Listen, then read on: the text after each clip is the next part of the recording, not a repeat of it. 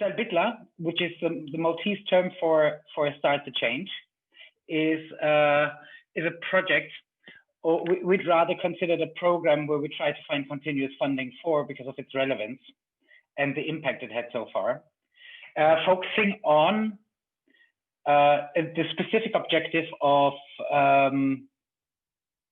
fostering global citizenship education in Malta, and with a specific focus on two elements and their intersectionality, which is sustainable development and migration.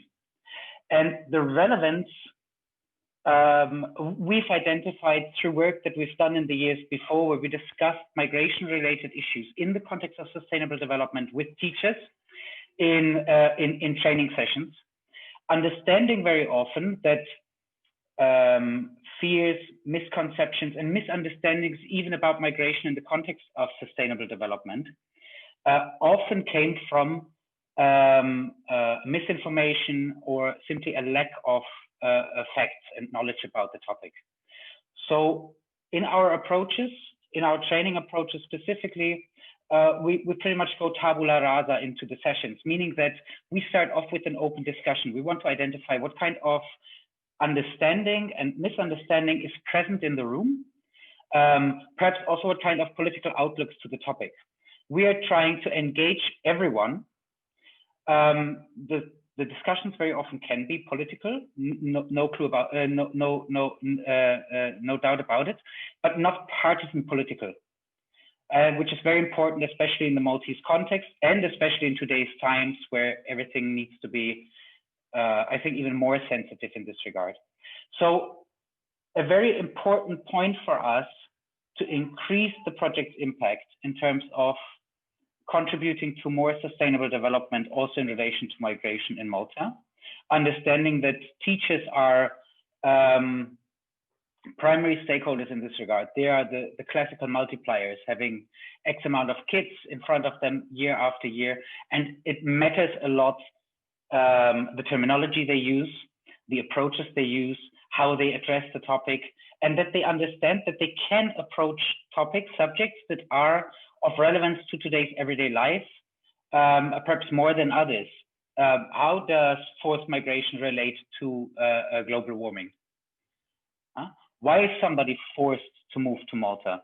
We're speaking about issues related to privilege. Myself, as a foreigner in Malta, I am a migrant. Why am I so privileged as an EU citizen with a German passport, which is one of the most powerful in the world, versus somebody who might come from a sub-Saharan African country, not necessarily dirt poor, uneducated, could have similar traits like I do in terms of curriculum, but has a passport that is simply powerless. And for him, it's not possible to get a visum. So he might travel irregularly to get similar opportunities that I was able to enjoy. So we're speaking about privilege, we're speaking about misconceptions, and we're speaking about concepts related to xenophobia and racism. Always in the context of sustainable development. Of course, the perspective there is primarily societal. It's a look into society. So if you look at the project itself, Ibda bidla, which has ended now, end of November, there was a clear goal that was deliver X amount of training to teachers, and we would then measure whether or not that had the desired impact, that they would use the materials we propose, that we had X number of teachers participating, that a Y number of students would benefit from the training in an indirect way. In addition, we offered activities directly to students. But in the wider scope of things related to our work and the wider objective, the overall objective that we want to contribute to as an organization, as a civil society organization in Malta, we consider this as a program which is ongoing, understanding that we now need to mobilize other resources to continue working on this path, because relevance has not stopped and we have achieved our specific objectives. We actually went beyond the ones that we had set, but the overall objective is still not reached by far. And we also know that with the next step, another project within this program, we will not reach it, but we will contribute further to it. And this is a way of campaigning which we find extremely relevant, because if I conduct a street campaign that discusses migration and sustainable development, you can spark something in people. They might get interested in learning more about the topic. They will go home, Google it, read about it, perhaps engage in a conversation on Facebook about it. But in these more in-depth sessions, it really allows us to have a profound discussion on things that matter to us. And things get really relevant when I make them relevant for myself. Very, very naturally so. So this in-depth approach allows us to really engage with somebody else in a way that we wouldn't manage otherwise. On the other hand, being also an organization that focuses on advocacy, meaning we're trying to influence political decision-making and the way policies are made and shaped, this also gives us very important feedback from the ground. If I want to influence educational policy in Malta, I need to get the information from the teachers that are in schools every day, because very often those policies are not made with the influence of teachers and are not aligned with the realities of the classroom.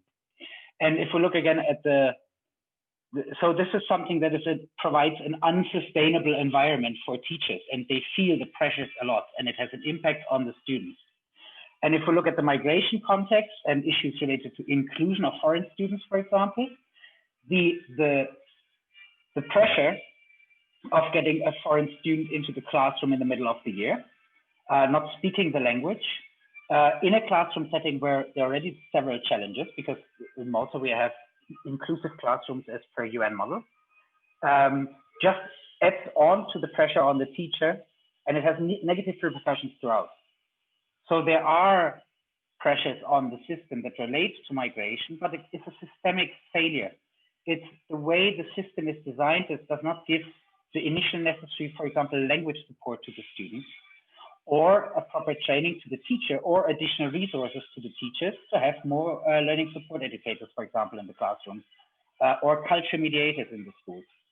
So through the information we get from the ground, from the teachers, we can go back to policymakers and can bring those experiences directly to the fore, because as the colleague from YMCA mentioned, we can help amplify the voices that might not necessarily be able to speak up. A teacher does not want to engage with the Minister for Education, who ultimately is their boss, and they might not want to speak up that frank. But I can be less diplomatic, and I can be more direct, and put things on the table that teachers will have told me, but they might not necessarily want to tell their boss directly. So even in terms of advocating for policy change or an amendment to existing systems and policies, this is super important input. And it also gives more legitimacy to the work that we're doing, because I'm not the teacher in the classroom. I am just somebody who's working with the teacher, who gives me the right to speak on their behalf.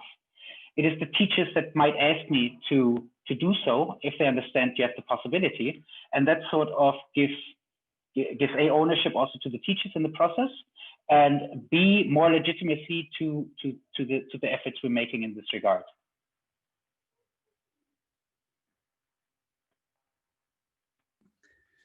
In case, Dominic, if you can share the website of the project in the chat. Sure, but you can also just Google Kopin, Kopin, our organization, and the term Ibda bidla.